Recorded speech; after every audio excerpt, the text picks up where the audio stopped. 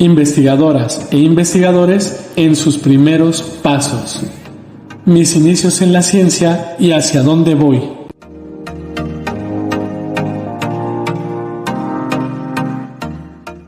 Hola, muy buenas. Mi nombre es Rafael Morales Ospino.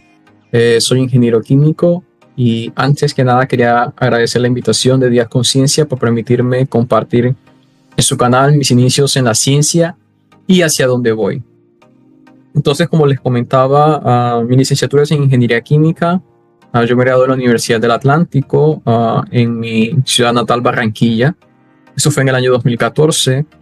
Luego me mudé a Brasil, en el cual viví entre los años 2016 y 2021 y obtuve tanto un título de maestría como de doctorado también en Ingeniería Química. Esto fue en la Universidad Federal de Ceará, en el nordeste de Brasil, en la ciudad de Fortaleza. Una vez culminé mis estudios de doctorado, luego obtuve la oportunidad de comenzar un postdoc en el cual actualmente continúo trabajando. Esto desde el año 2022 en un laboratorio que se llama Instituto Jean Lamour. Este es un laboratorio que es asociado tanto a la Universidad de Lorraine como al Centro Nacional de Investigaciones Científicas de Francia, CNRS. Y el equipo en el que yo trabajo se encuentra en la ciudad de Epinal.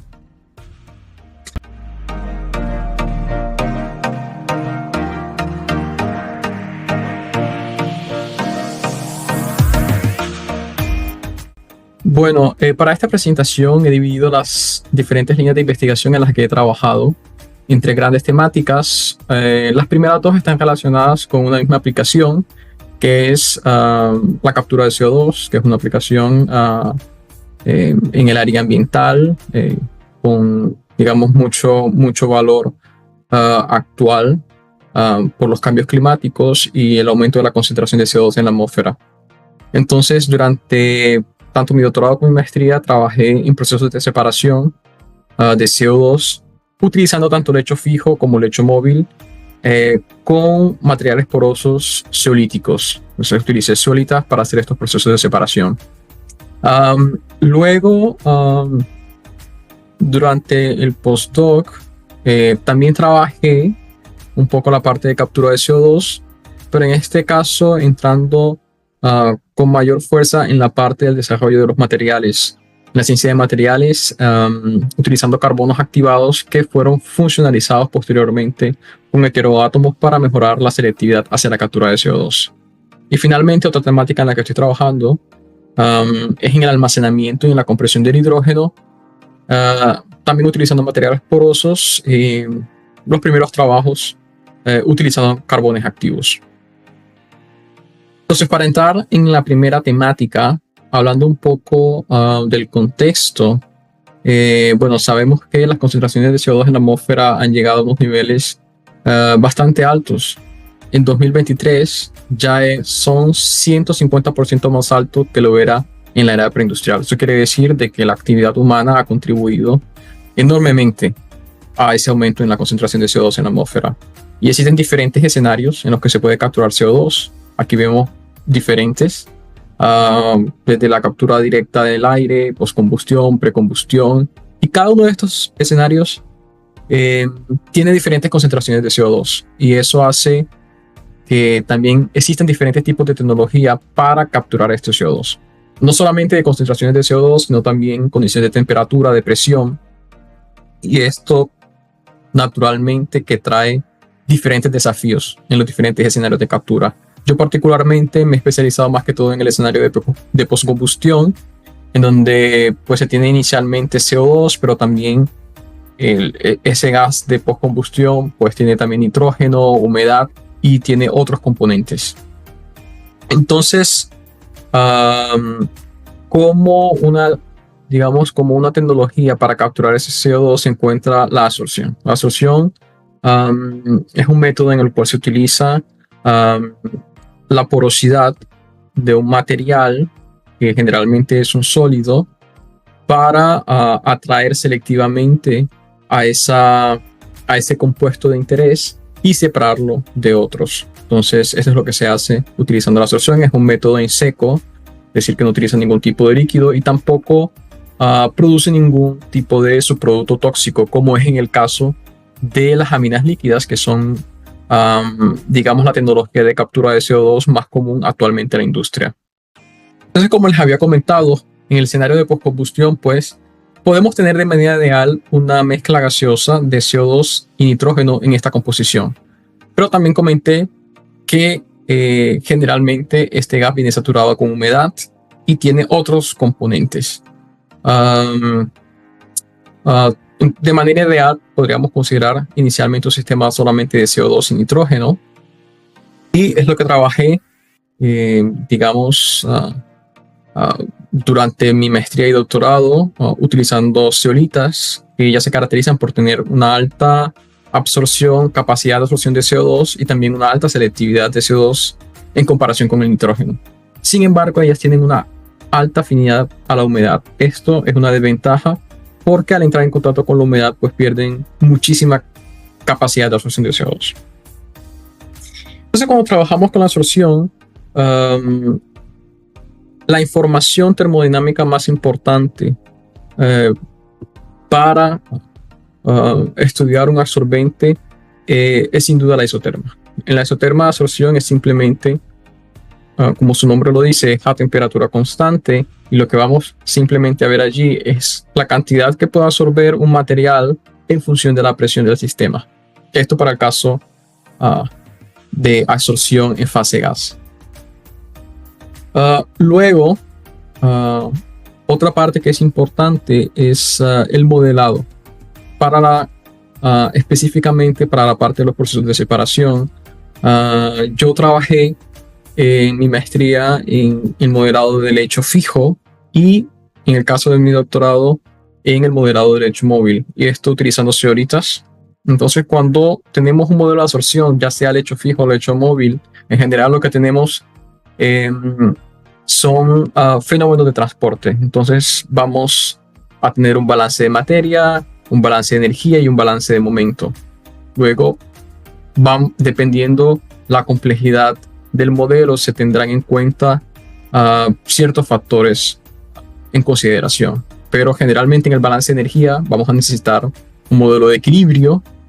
Luego, si el equilibrio no es considerado instantáneo, hay que considerar un modelo cinético. Esto lo hace más complejo. En el caso del balance de energía, lo más sencillo es considerar un sistema isotérmico, pero para ser más realistas hay que entrar en un sistema no isotérmico. Y esto naturalmente también hace el sistema más complejo. Y en el caso del balance de momentum, hay que considerar la caída de presión que se va a tener en el lecho, ya sea lecho fijo o lecho móvil. La gran diferencia entre un modelado de lecho fijo y de lecho móvil es simplemente que en el lecho móvil, pues el sólido está en movimiento, el absorbente está en movimiento, entonces hay que considerar la velocidad de ese sólido. Y esto obviamente acarrea o llega a causar modificaciones en cada uno de estos balances. No voy a entrar, digamos, en detalles de cada una de estas ecuaciones, pero quería mostrar de manera un poco más, en una forma más resumida de qué se trata un modelo de absorción. Luego, en el caso del lecho fijo, utilizando zeolitas, en este caso una zeolita 13X, para la captura de CO2 trabajé con curvas de ruptura, en el que inicialmente se hizo tanto una fase experimental como de modelado, que son las líneas, y los puntos, bueno, son los puntos experimentales. En este caso vemos curvas de ruptura de CO2 y de nitrógeno. Vemos que hay un factor grande de separación. Como lo había mencionado, las zeolitas son bastante selectivas, por lo que vemos que casi que al comenzar el experimento ya hay una ruptura con el nitrógeno que vuelve a la concentración inicial. Entonces, lo que no sucede con el CO2, en el cual el tiempo estequiométrico es mucho mayor comparado con el nitrógeno. Esto quiere decir de que hay una alta selectividad para capturar CO2 utilizando zeolitas. Pero en este trabajo lo interesante fue que no solamente estudiamos la absorción, que es muy comentada en la literatura, pero también la parte de desorción. Queríamos ver sobre todo si utilizando solamente una purga con un inerte podríamos recuperar el CO2 sin la necesidad de calentar el absorbente. Y lo que nos dimos cuenta es que solamente conseguíamos recuperar el 77% de lo que inicialmente había sido absorbido de CO2. Luego, para poder obtener una regeneración completa del lecho, pues se tuvo que hacer un calentamiento de este lecho y se utilizaron diferentes temperaturas. Con todas se obtuvo una regeneración completa. Sin embargo, nos podemos dar cuenta que el tiempo que esto toma obviamente es mucho mayor cuando la temperatura es más baja. Y esto es crítico al momento de una aplicación real, porque es importante para la sincronización de los lechos cuando están un lecho en fase de absorción y otro en fase de desorción. Entonces, también nos planteamos evaluar conjuntamente una desorción con purga y calentamiento, y esto es lo que vemos aquí en esta curva. Esto lo hicimos no solo de manera experimental, sino que también desarrollamos un modelo para reflejar lo que sucedía en los experimentos.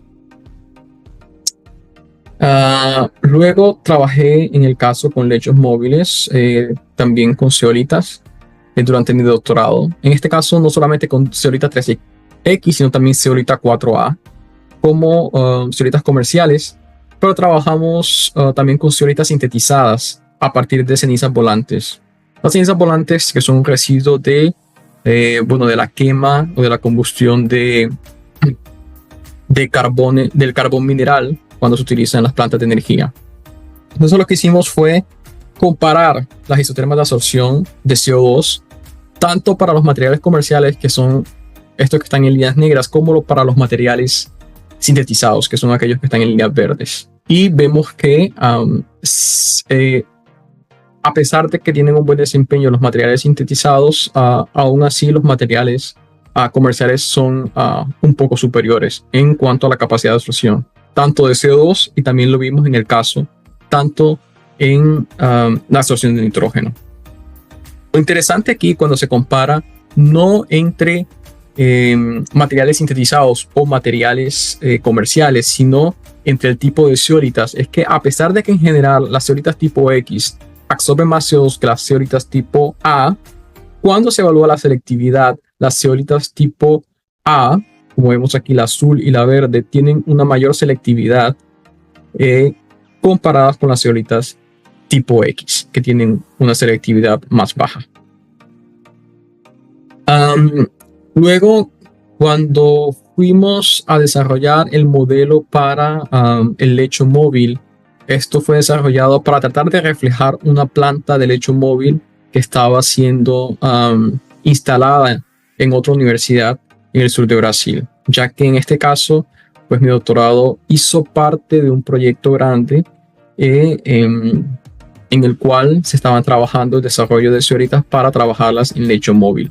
Entonces, esto es el graphical abstract de una publicación que hicimos durante mi doctorado, y prácticamente lo que se hizo durante la parte de simulación fue simular este lecho móvil teniendo en cuenta que se dividía en tres secciones: una sección de absorción, una sección de desorción, en la cual se necesitaba energía para desgasificar el absorbente, y una sección de donde se enfriaba el absorbente para retirar la energía y volverlo a utilizar el absorbente frío otra vez en la sección de absorción. Luego consideramos un gas de combustión, de postcombustión seco, en el cual teníamos en cuenta un proceso de secado previo, y ese proceso de secado también lo incluimos en la evaluación de los parámetros de desempeño. Es decir, teníamos en cuenta la energía que necesitábamos para secar este absorbente. Y pues bueno, los parámetros de desempeño en absorción en general para procesos de separación: está la recuperación, está la pureza, la cantidad de energía que se utiliza en el proceso y la productividad. Entonces, esto lo evaluamos a 3 diferentes flujos de gases, y bueno, tuvimos realmente un estudio paramétrico bastante nutrido, y bueno, no voy a entrar de pronto en detalles, pero para los que estén interesados, pues pueden revisar esta publicación. Luego ya en el doctorado, en el postdoctorado en Francia, una de las primeras publicaciones que tuve fue un trabajo en el cual carbones comerciales activados fueron posteriormente funcionalizados o dopados con interoátomos. Y la idea era analizar cuánto esa funcionalización contribuía tanto en la capacidad de absorción de los materiales como en la selectividad de estos materiales. Entonces, lo que se hizo fue 3 diferentes carbonos activos comerciales, en los cuales hubo una funcionalización solo con oxígeno, otra solo con nitrógeno y otra conjunta, en la cual inicialmente el material era oxidado y luego era funcionalizado con nitrógeno. Y esto al final nos dio 14 muestras entre las muestras originales y las muestras dopadas. Bueno, se revisó el contenido de heteroátomo por técnicas como XPS o el análisis elemental, y naturalmente pues se hizo toda la caracterización de gases para obtener las propiedades texturales, que es un poco lo que les voy a mostrar aquí. Estos son los 3 nombres de los carbonos comerciales y acá las diferentes funcionalizaciones que se hicieron. Y lo que podemos ver es que la superficie específica, entre más cantidad de heteroátomos, pues y va cayendo. Es decir, que se pierde superficie al aumentar la cantidad de heteroátomos. Y esto también se ha reflejado naturalmente en la distribución del tamaño de poros y sobre todo en la cantidad de mesoporos y en la cantidad de supermicroporos. Porque algo que nos dimos cuenta es que el dopaje no afectaba a los poros más estrechos, a los ultramicroporos. Pero en el contenido total de poros también se decaía de la misma forma como la superficie específica. Luego he trabajado también en la parte de almacenamiento y en la parte de compresión del hidrógeno con carbones activos. Como para dar un poco de contexto, sabemos de que una de las grandes problemáticas de utilizar hoy el hidrógeno, de instalarlo en la matriz energética, es que es realmente muy leve, tiene una densidad muy baja, 11 veces más baja que el aire que respiramos. Y claro que las aplicaciones para almacenamiento de hidrógeno van a depender dónde está localizada o cuál sea la fuente del hidrógeno y cuál va a ser el uso final del hidrógeno. Porque allí eventualmente vamos a necesitar transporte, no solamente almacenamiento, y también podemos necesitar compresión para pasar el hidrógeno de un lado a otro. Entonces, si tenemos almacenamiento, por lo menos en aplicaciones estacionarias, probablemente el peso no sea un problema, pero la capacidad volumétrica de almacenamiento sí. Cuando trabajamos en aplicaciones donde hay un almacenamiento en el que es móvil, seguramente tanto la capacidad de almacenamiento volumétrica y gravimétrica van a tener que tenerse en cuenta. Entonces, hay muchísimos parámetros y escenarios en los que puede ser considerado el almacenamiento de hidrógeno, y posiblemente habrán soluciones que puedan ser aplicables a casos en específicos. Entonces existen diferentes tipos, formas de almacenar nitrógeno. Aquí estoy hablando de algunos de los muestro en forma gráfica algunos de los métodos más comunes: el hidrógeno licuado en forma líquida, comprimido, criocomprimido, absorbido de manera física, forma de hidruros metálicos, hidruros complejos, y también la forma de líquidos orgánicos. Luego, en el área que yo trabajo, pues es en la parte del hidrógeno físicamente absorbido, pero también a condiciones criogénicas. Entonces, ¿cómo podemos considerar la absorción como una manera de absorber hidrógeno? Pues, como lo mencionaba, en la absorción utilizamos un absorbente, quiere decir un material poroso, y luego este se va a desificar dentro de la porosidad. Entonces, si pensamos por lo menos que estas barras grises son las paredes de un poro dentro de ese material poroso, vamos a notar que la densidad de las moléculas del hidrógeno van a ser mayores naturalmente cerca de estas paredes del poro.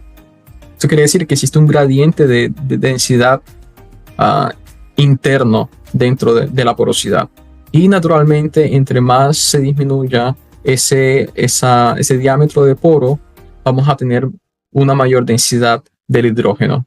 Es decir, que las interacciones entre el poro y el hidrógeno van a ser mayores a medida de que se disminuya ese tamaño de poro, y vamos a tener una sobreposición naturalmente de los potenciales de hidrógeno. Toda esta parte de absorción física como manera de almacenar hidrógeno también la trabajé en una publicación en un capítulo del libro, y bueno, si están interesados pueden revisarla, que está aquí.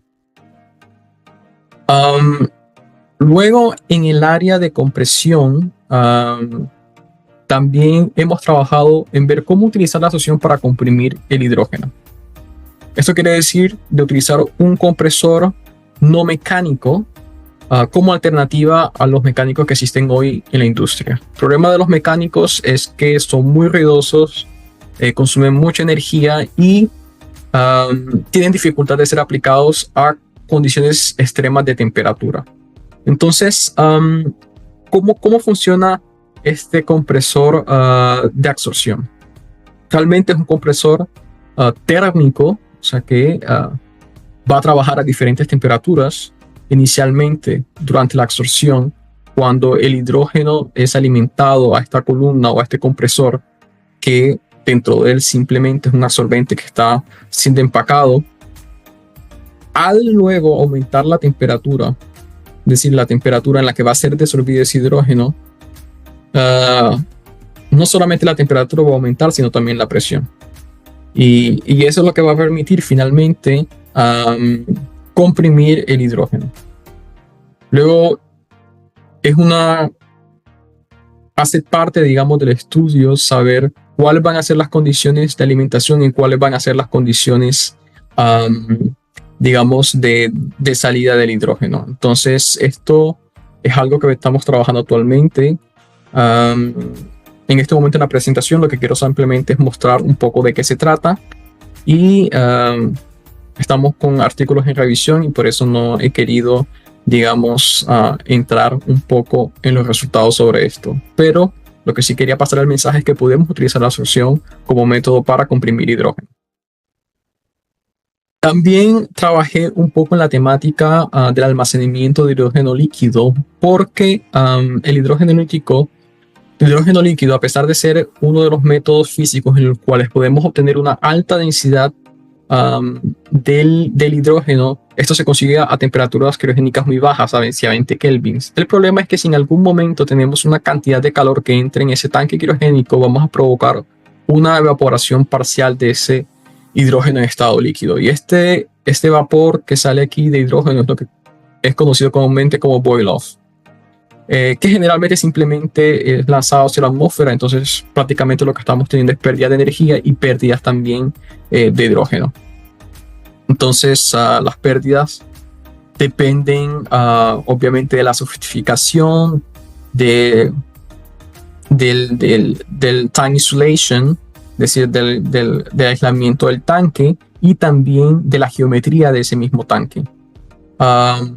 Luego, durante esta revisión bibliográfica que hice, que también fue publicada, evaluamos diferentes tipos de opciones para mitigar esta producción o para evitar al máximo este boil-off.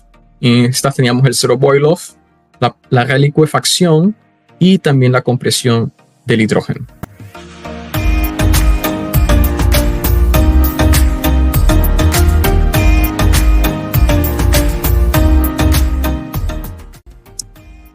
Bueno, para hablar un poco de mi experiencia y recorrido después del doctorado, lo que hice una vez finalicé, cuando estaba en ese tiempo de transición entre encontrar un puesto de postdoc, trabajé aún en el mismo grupo donde hice doctorado en una consultoría sobre el almacenamiento y el transporte de hidrógeno.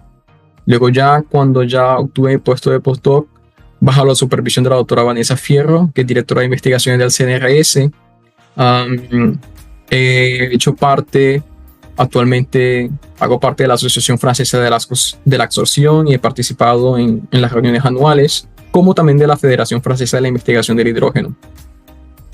Además, también he podido hacer algunos trabajos de docencia en lo que es conocido como trabajos dirigidos, que son digamos, los trabajos en los cuales los estudiantes pueden practicar haciendo ejercicios sobre las clases magistrales, en este caso sobre temáticas como la termodinámica química.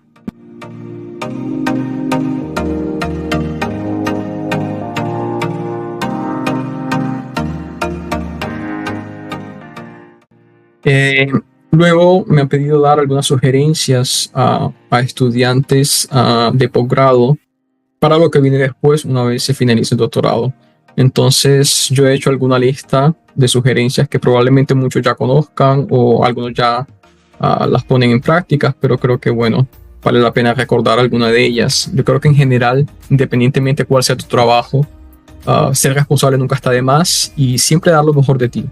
En todas las actividades académicas que realizas, pues es la mejor manera de vender tu trabajo, que tu trabajo hable por ti, y yo creo que eso sin duda siempre va a ser muy valorado.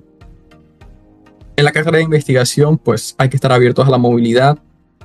Esto es muy importante, abre la mente, te permite conocer muchas diferentes formas de trabajar, te da experiencia y luego eso enriquece no solamente tu conocimiento, sino también tu manera de trabajar. Hay que tener personalidad eficiente, esto quiere decir tener la capacidad de trabajar con diferentes tipos de personalidades y poder adaptarse, digamos, a diferentes escenarios de trabajo. Yo creo que es importante escuchar a los demás, escuchar opiniones, sobre todo no solamente de personas con mayor experiencia, que naturalmente ya han pasado por procesos como tú, pero también de personas que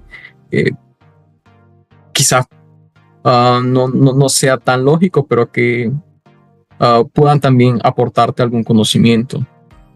Lo mismo está relacionado con dialogar. Yo creo que en un equipo de trabajo es importante tener un buen diálogo con todos los miembros y así poder retroalimentar y hacer tu trabajo mucho más rico, tanto en conocimiento técnico como en la evaluación digamos, de una opinión externa. En el trabajo del investigador, yo creo que es sin duda crucial enfrentarse al público porque es importante comunicar los trabajos, no solamente de manera escrita, de manera tradicional, como son los artículos, sino también en conferencias, en congresos.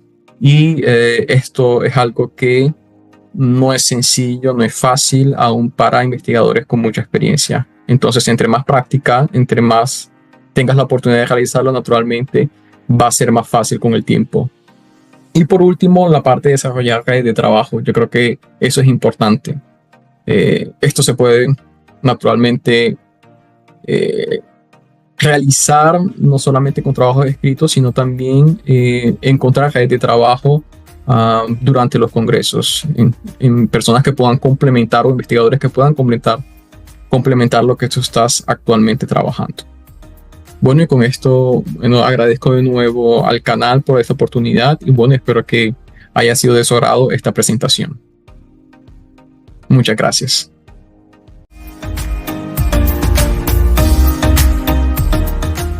Días con Ciencia. Hagamos de la ciencia un hábito.